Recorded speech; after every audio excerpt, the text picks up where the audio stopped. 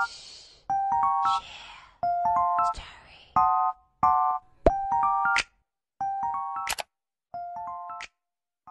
guys, welcome back to my channel. This is Pauline. Today is January 1, 2022. Happy New Year everyone. Now, pakikita ko sa inyo guys, mula kaninang umaga, grabing ulan. Hindi pa ako nag-i-stop dito sa South. Tignan nyo. Tignan nyo? Kaninang umaga pa ho yan. Nag-uulan. Talaga hong walang stop ang ulan. Grabe ho. Awa ng Diyos, hindi naman po nagbabaha. At sobrang lamig ho. Naku, gagamit ako mamaya ng heater ko. Sobrang lamig ho guys. Yan ho siya. Ganyan ho ang ulan sa Saudi Arabia. Okay po. Tingnan nyo, sobrang hong lamig. At saka guys, time check, it's already 4:15 in the afternoon. Imagine, nag-start ho yan na 7 o'clock in the morning. Until now, wala hong stop ang ulan. Kaya ho yan. Pagka medyo lumakas ho yan, bahan ho siya dito. Ganyan lang ho. Hello guys, update lang po sa regarding ho sa corona, which is may cases ho kami yesterday. It reached up to 819. As of today, it's already 4:30 in the afternoon, it's 846. So, much lesser. Hindi ho dati, last 2 days ago, 100 ho agad ang increase. So, sana ho, maging ganito-ganito na, lumiit-liit na ho ang mga kaso. Hindi ho bigla-biglang 100 ho cases. So, kaya, every now and then guys, kailangan ho natin talaga mag-ingat. Always observe social distancing, always wear a mask, and then avoid close contact, and then as much as possible always make hand washing. Okay po guys, and then by the way, you know, sabi ho nila ang pag-wear ng mask ngayon here in Saudi Arabia is indoor and outdoor. It means every now and then suot-suot nyo ang mask nyo. Now lang ho, binaba ako kasi kausap ko kayo, but kailangan ko itaas agad. So ganun ho guys, ingat-ingat lang ho. And then, meron ho akong update regarding ho sa aming Christmas party, New Year's Eve party na i-show ko po, ipakikita ko po sa inyo yung mga video clips po. Okay, yun lang po. Yan ho guys, Christmas party ho namin. Pakita ko lang ho, small, maliit lang ho kasi nga ho, mga Muslim ho, ibang kasama namin kaya ayaw ho nila magpakuha. So kami lang ho nagpakuha. Yan po. Happy New Year! Hello guys, good evening. Today it's already 6:10 in the evening. January 1 po. Meron lang ho akong ibibigay po na maliit na tip ho para sa inyo. Regarding ho, kasi ngayon napapanahon na. Hindi ho natin alam. Gaya ho dito, as I said before, sinabi ko sa inyo na tumaas ho talaga yung case namin ho rito ng COVID-19. So, hindi naman ho nila sinasabi kung anong klaseng COVID po ang variant ang tumaas. Basta sinabi ho, talagang nag-increase ho ang COVID-19 variant. Hindi ho natin alam kung si Delta siya, si Omicron. Obviously, na nasabi ko before ng aking vlog, si Omicron lang ho ang pinakamabilis mag-transfer ng sakit. Ay mabilis hong kumalat. Ganun ho, si Omicron ho. Pero hindi ho nila minention. So, para ho hindi ho siguro ma-alerto ang mga tao.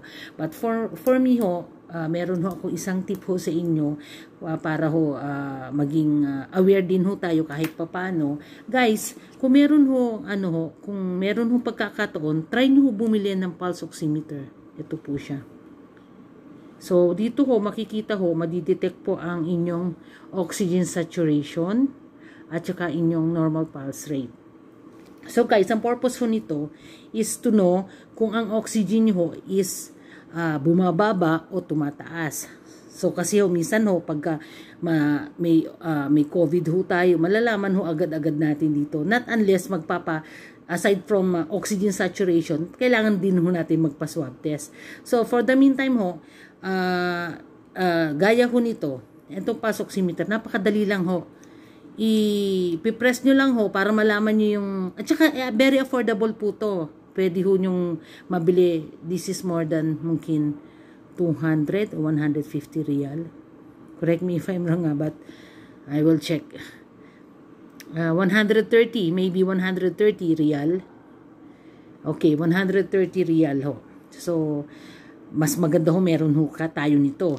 Like for example ho, kasi ho, ang normal ho kasi talaga na oxygen saturation natin, pagka 95 pataas ho, nasa normal rate po kayo ng inyong oxygen saturation.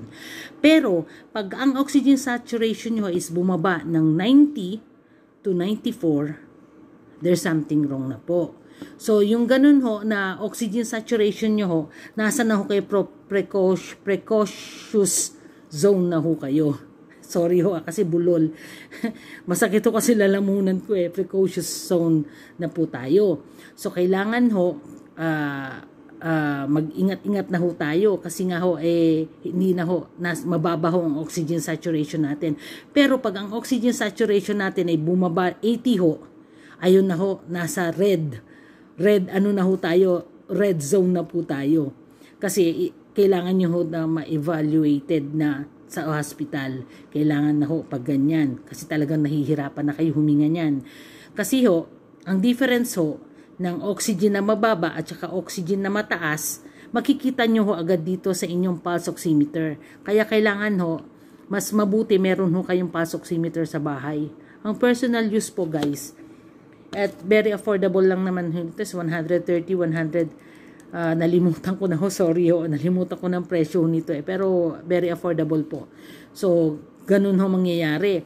Kasi ho, kailangan nyo na ho, pagka bumaba na ho ang oxygen nyo ng 80, ay kailangan nyo na ho, nasa red zone na kayo, kailangan nyo na ho, magpapunta sa ospital para magkaroon ho kayo ng supplemented oxygen ho.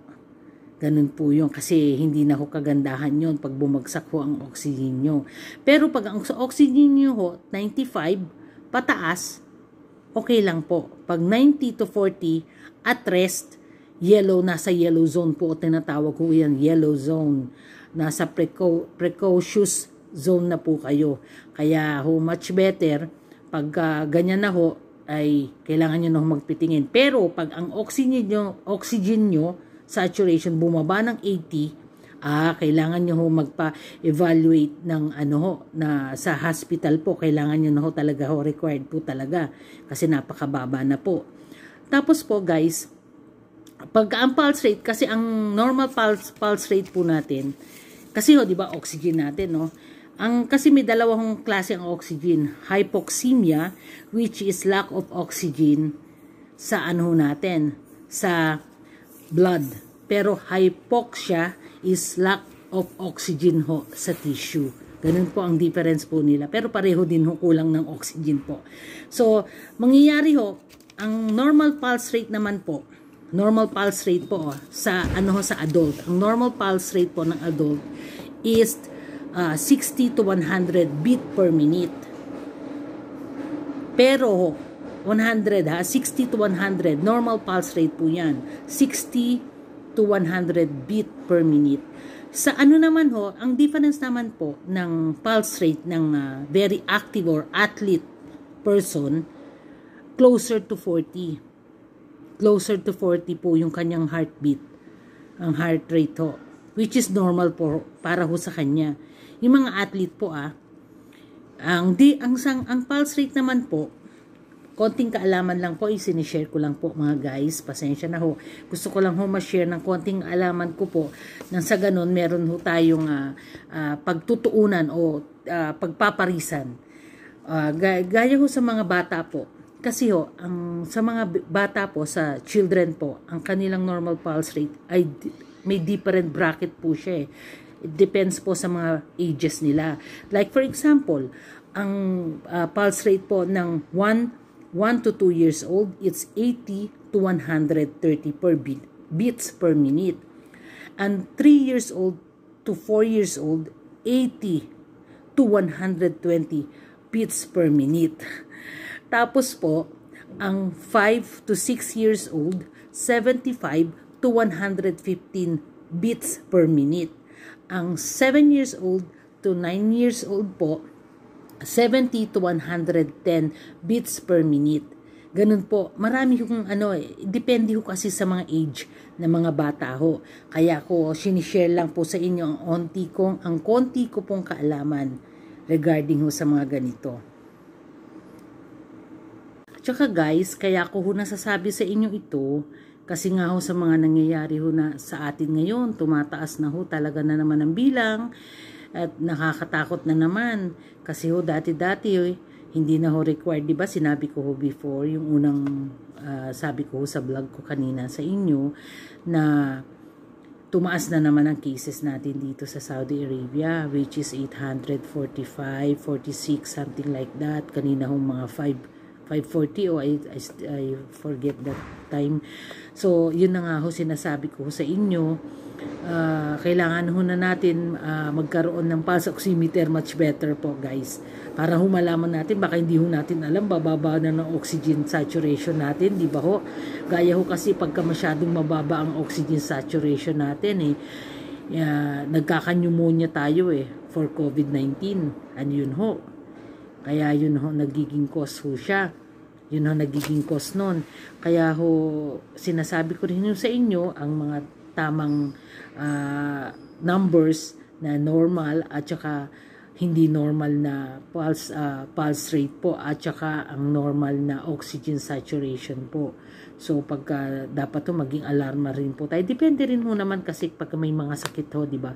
Hindi ko naman po sinasabi pag mababa ang inyong oxygen saturation COVID na agad ho. Hindi ho. So may mga cases, case to case basis din po. So much better ho, dapat meron tayong mga pulse oximeter ho sa atin.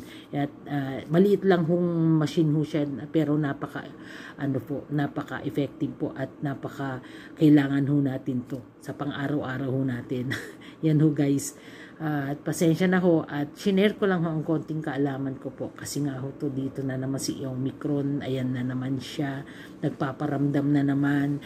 Ngayon, mandatory na ho mag-wear ng mask indoor and outdoor. Kailangan ho magmamask na kayo. Hindi ho pwedeng lalakad-lagat na naman na walang mask. Alam niyo po yun. Tapos ho, meron na baka soon magkaroon kami ng curfew na naman. Alam niyo ho yun. Yung ganitong oras lang dapat nasa loob na lahat. Meron na naman baka lang po At yun naririnig ko po. Sinishare ko lang po sa inyo. Tapos so social gathering na naman, baka i-prevent na naman po, ilang tao na naman, social distancing na naman ho, ganun ho, hindi ho, bawal na naman yung mga crowded places, marami na naman, bumalik na naman ho sa dati.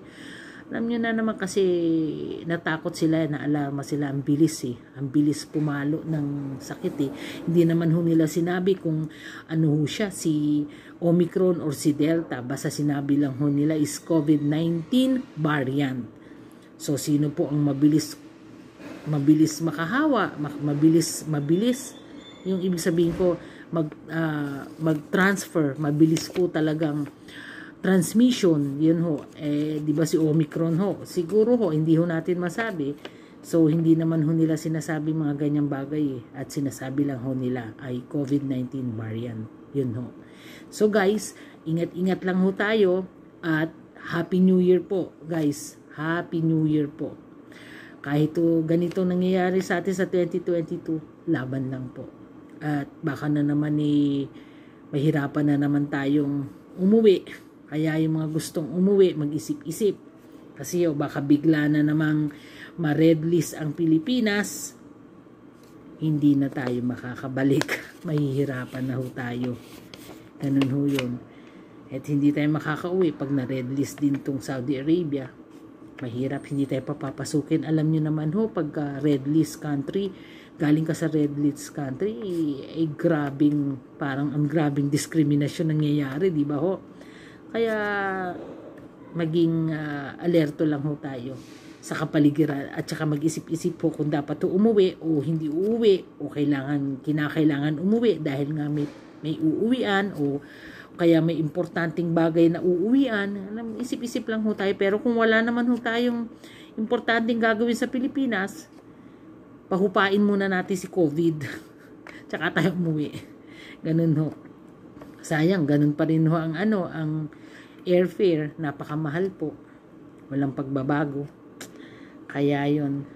So guys, sana po may napulot po kayo sa aking mga shinare regarding ho sa paggamit o pagkakaroon ng pulse oximeter sa sarili nating bahay para ho malaman natin ang ating oxygen saturation, ang ating pulse rate, which is very, very important po bago tayo magpa-admit sa hospital.